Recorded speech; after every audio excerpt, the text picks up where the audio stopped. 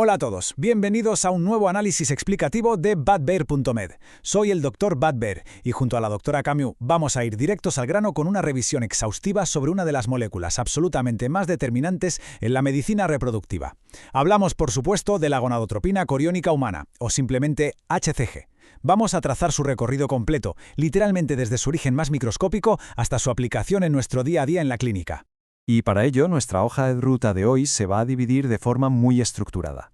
Repasaremos su bioquímica, los niveles gestacionales, su utilidad clínica real, cómo han evolucionado las pruebas a lo largo de la historia, qué diagnósticos actuales manejamos y, finalmente, las dificultades clínicas y los fallos a los que nos enfrentamos. Arrancamos entonces con el primer bloque, la bioquímica del HCG, centrándonos en sus fundamentos genéticos y estructurales. A ver, para dominar cualquier patología clínica, lo primero y absolutamente crucial es conocer a la perfección a nuestra protagonista. La HCG es una glucoproteína y tiene una particularidad tremenda. Casi un 30% de su composición son puros carbohidratos. Se sintetiza de forma casi exclusiva en el tejido embrionario. De hecho, el sincitio trofoblasto es el verdadero motor, la fábrica de esta hormona. Y su estructura no es nada sencilla. Está compuesta siempre por dos cadenas de aminoácidos totalmente distintas. Fijaos en esto porque es como un rompecabezas molecular. Tenemos una clara dicotomía estructural. Por un lado, la subunidad alfa, que es pequeñita, con 92 aminoácidos y codificada por un único gen en el cromosoma 6. Esta parte es idéntica a la de otras hormonas como la LH, la FSH o la TSH. Pero luego tenemos a la subunidad beta, que es la que verdaderamente manda aquí. Tiene 145 aminoácidos, depende de 6 genes en el cromosoma 19 y es la que le otorga toda su especificidad biológica e inmunológica única. Ahora, el detalle ineludible es este. Por separado, estas subunidades no hacen absolutamente nada, dependen enteramente de acoplarse de forma correcta para tener actividad biológica. Y la cosa se vuelve fascinante cuando miramos su biosíntesis. Hoy en día sabemos que existen más de 30 isoformas circulando en la sangre durante el embarazo temprano. Hablamos de al menos 5 moléculas distintas, como la forma hiperglicosilada, que se producen en células diferentes y tienen funciones súper específicas. Además, fijaos en este dato que es una auténtica barbaridad.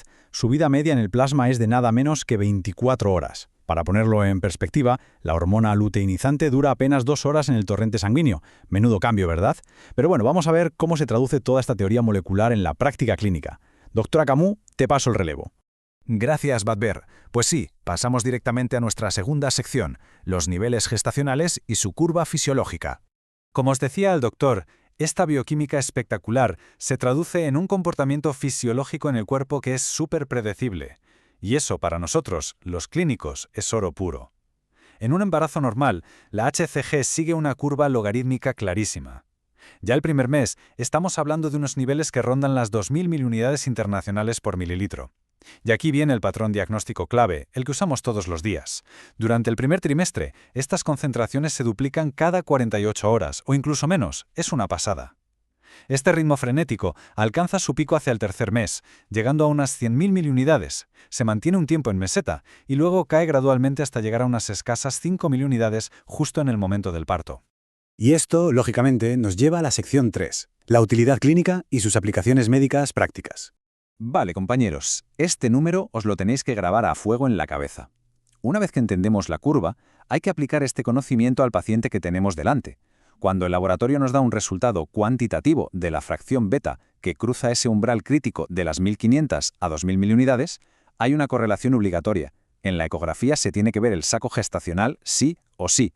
Si has cruzado este umbral en sangre y metes el ecógrafo y no ves saco, tienes que descartar patologías severas de manera urgente. Es así de simple y de vital. Pero ojo, que su alcance diagnóstico va muchísimo más allá de simplemente confirmar que hay un embarazo para evitar hacerle una placa de rayos X a la paciente o darle medicamentos que no tocan. Es que gracias a esta curva predecible podemos confirmar un embarazo ectópico antes de que se rompa, lo cual salva vidas. Nos permite evaluar si hay amenaza de aborto cuando vemos que la curva no se duplica como debería. Y por supuesto, es un marcador tumoral absolutamente irreemplazable, tanto para diagnosticar como para hacer el seguimiento de enfermedades malignas trofoblásticas y algunos tumores no trofoblásticos. Pero claro, para llegar a este nivel de precisión en el siglo XXI, hemos tenido que recorrer un largo camino. Badbear, cuéntanos cómo empezó todo esto. Claro que sí, pasamos a la sección 4, la evolución de las pruebas, un breve pero fascinante paseo por la historia diagnóstica. Es literalmente alucinante lo que el ingenio humano ha hecho ante la necesidad de detectar esta hormona de forma rápida. Hace un siglo las cosas eran muy distintas. En 1927 la prueba de Asch-Heim-Sondek consistía en inyectar orina en ratones vírgenes y esperar unas angustiosas 48 horas para ver si había cambios en sus ovarios. Freeman hizo lo mismo con conejas en el 31. Luego, los científicos se dieron cuenta de que los anfibios daban respuestas mucho más rápidas. Sapiro empezó a usar ranas en Opus en el 34 y en el 47 Whitberger dio un golpe sobre la mesa, inyectando orina en ranas pipiens macho. En cuestión de un par de horas el estímulo de la HCG provocaba espermatogénesis visible al microscopio. En solo 2 horas ya tenías un positivo en la primera semana de retraso. Auténtica ciencia pionera. Menos mal que los tiempos han cambiado y ya no usamos ranitas en el laboratorio. Doctora, vamos con la sección 5, los diagnósticos actuales. Así es, la historia es maravillosa, pero afortunadamente el laboratorio moderno ha sustituido a los modelos animales por una exactitud molecular impresionante in vitro. El primer gran salto fue el radioinmunoensayo, o RIA. Esta técnica es muy astuta porque se basa en la pura competición. La HCG de la muestra del paciente compite con una HCG unida a un yodo radiomarcado por un número limitado de anticuerpos específicos anti-beta. Y este anti-beta es la clave de todo. Al apuntar únicamente a esa subunidad beta que vemos al principio, garantizamos que el resultado no se ve afectado en absoluto por los niveles de la hormona luteinizante, evitando reactividad cruzada. Tiene una sensibilidad altísima, detectando desde apenas 5 miliunidades, aunque el proceso tarde entre 1 y 5 horas.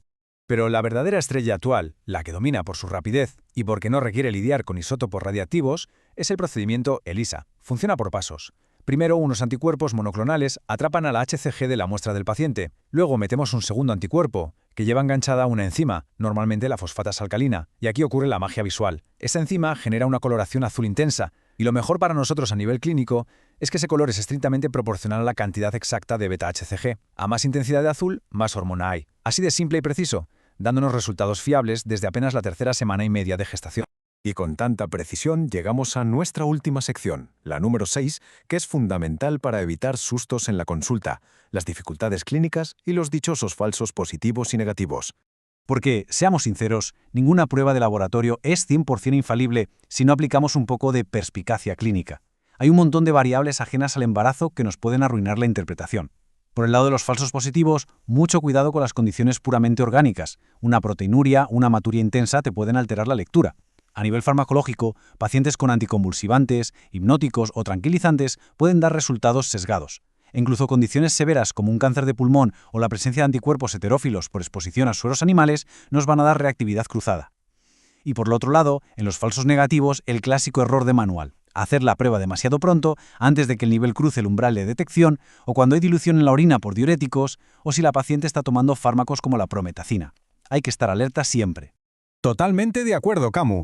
Y de la mano de esos fallos técnicos tenemos las alteraciones patológicas reales, es decir, cuando la hormona está presente, pero la curva hace cosas muy raras disparando todas las alarmas. Si vemos que los niveles están elevadísimos, muy por encima de la curva fisiológica esperada, nuestro índice de sospecha tiene que ir directo a descartar un embarazo ectópico, una mola hidatidiforme o patologías tumorales superagresivas como el coriocarcinoma, ya sea uterino o testicular. Y en el extremo opuesto, si los niveles no duplican adecuadamente cada 48 horas o pegan un bajón prematuro, las posibilidades, tristemente, apuntan a una amenaza de aborto, un aborto incompleto o una muerte fetal. Y para cerrar este exhaustivo análisis de badbear.med, os queremos dejar con una reflexión. Con la identificación constante de nuevas isoformas de esta molécula asombrosa, nos surge una pregunta clave. ¿De qué manera van a seguir evolucionando las técnicas de precisión molecular para empujar todavía más los límites absolutos de lo que hoy llamamos diagnóstico clínico precoz? Una vez más, entender la complejidad microscópica de una molécula como la HCG nos demuestra que el control de lo pequeño nos da el poder clínico sobre lo macroscópico. Y con este pensamiento damos por concluido este análisis explicativo. Muchas gracias por acompañarnos y hasta la próxima.